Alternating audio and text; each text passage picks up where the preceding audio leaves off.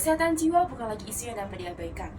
Dari jutaan senyuman, terdapat jutaan orang yang sedang berjuang menghadapi gangguan kejiwaan. Dari negara-negara Eropa, kawasan Asia, hingga Indonesia, kesehatan mental atau kesehatan jiwa terus meningkat dan menjadi perhatian dunia.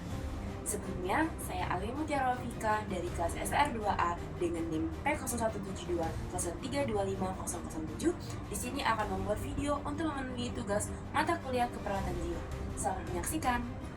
Sebelum kita membahas fenomena-fenomena masalah kejiwaan di Eropa, Asia, dan Indonesia, kita perlu memahami apa sih yang dimaksud dengan kesehatan jiwa. Menurut WHO atau World Health Organization, kesehatan jiwa adalah kondisi ketika seseorang mampu mengenali potensi dirinya, dapat mengatasi stres dalam kehidupan sehari-hari, kemudian dapat bekerja secara produktif dan memberikan manfaat bagi orang lain dan serta lingkungannya.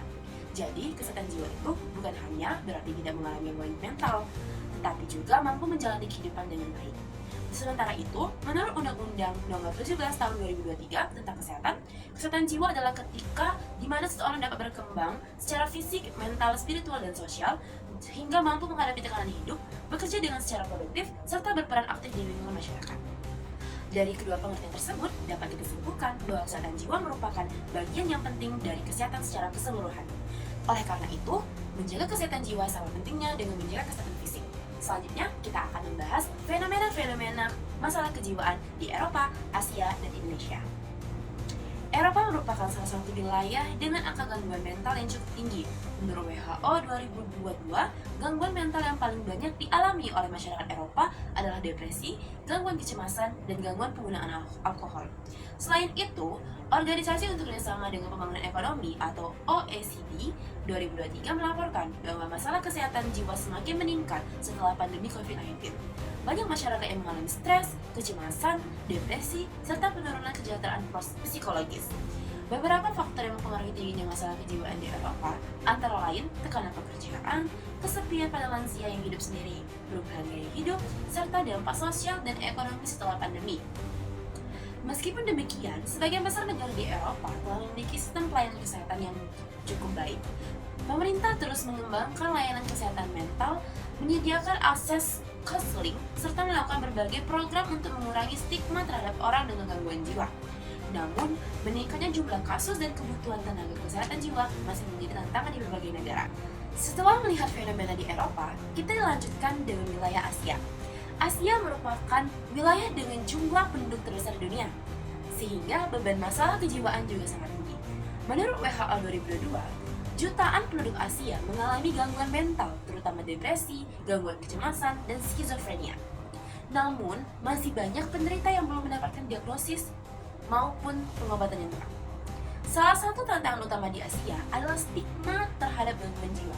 Di banyak negara, gangguan mental masih dianggap sesuatu yang memalukan, sehingga banyak orang yang enggan mencari bantuan profesional.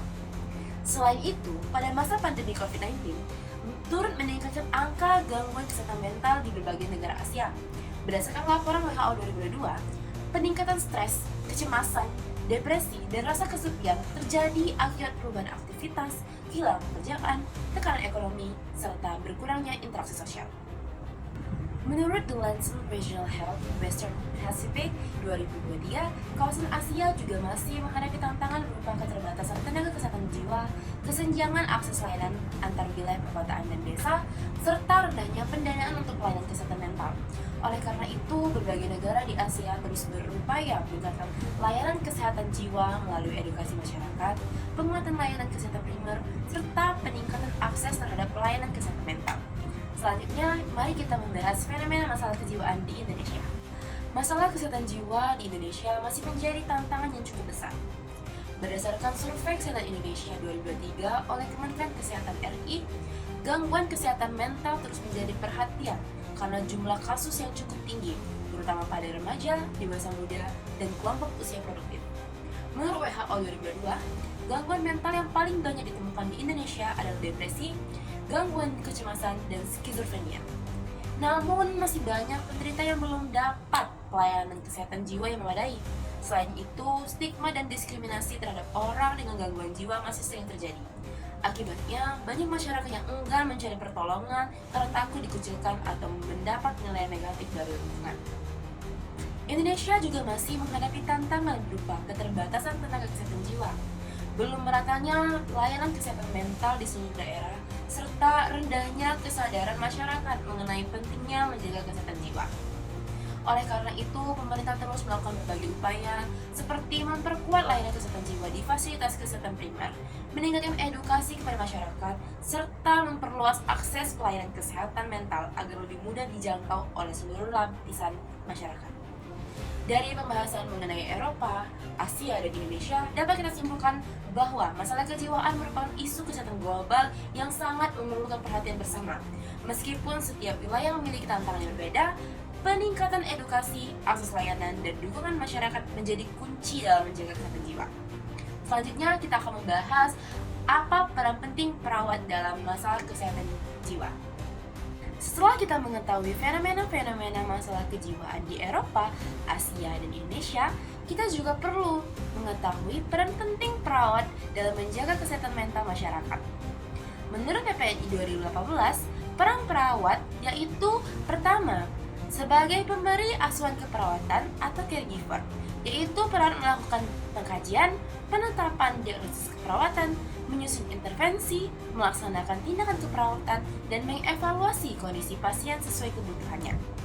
Selain itu, perawat juga berperan sebagai edukator, di mana peran memberikan pendidikan kesehatan kepada pasien dan keluarga mengenai gangguan jiwa, pengobatan, dan cara mengelola stres, serta pentingnya kepatuhan dalam menjalani terapi.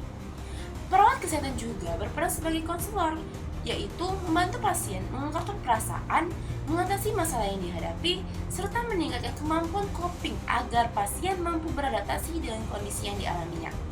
Selanjutnya, perawat berperan sebagai advokat, di mana perawat melindungi hak pasien, mengurangi stigma buruk terhadap gangguan jiwa, serta memastikan pasien memperoleh pelayanan kesehatan yang aman dan bermutu. Terakhir, perawat berperan sebagai kolaborator, di mana bekerja sama dengan dokter, psikolog, pekerja sosial, dan tenaga kesehatan lainnya untuk memberikan pelayanan kesehatan jiwa yang komprehensif. Dengan menjalankan berbagai peran tersebut, perawat diharapkan mampu meningkatkan kualitas hidup pasien, membantu proses pemulihan, serta mendukung terciptanya kesehatan jiwa yang optimal di masyarakat. Baik, itu saja yang dapat saya sampaikan. Terima kasih. Wassalamualaikum warahmatullahi wabarakatuh.